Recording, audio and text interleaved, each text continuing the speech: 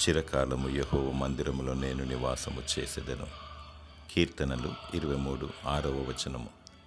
యెహోవా మందిరమునకు వెళ్ళుదుమని జనులు నాతో అనినప్పుడు నేను సంతోషించితిని అని దావీదు కీర్తనకారుడు అంటున్నాడు. దేవుడు, దేవుని మందిరము మరియు ఆయన సహవాసం అనగా దావీదు మహారాజుకు చాలా ఇష్టం.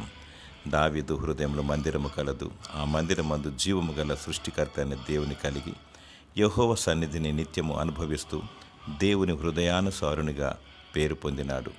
దేవుడు నివసించే చోటే, 2-3 ఆయన నామములు కూడి ఉన్న చోటే ఆయన మందిరము. సంఘములో దేవుడు ఉంటాడు మరియు పరిశుద్ధత, ఆదరణ, ఆనందము, ధైర్యము, నెమ్మది ఉండును. దావీదు వలె దేవుని మందిరాన్ని ప్రేమించు, ఆయన సన్నిధిని కోరుకో, నీకు నిత్య జీవమును దేవుడు అనుగ్రహించును. దేవుని సన్నిధిని మరియు కృపాక్షేమమును దేవుడు నీకు దయచేయునుగాక. ఆమేన్.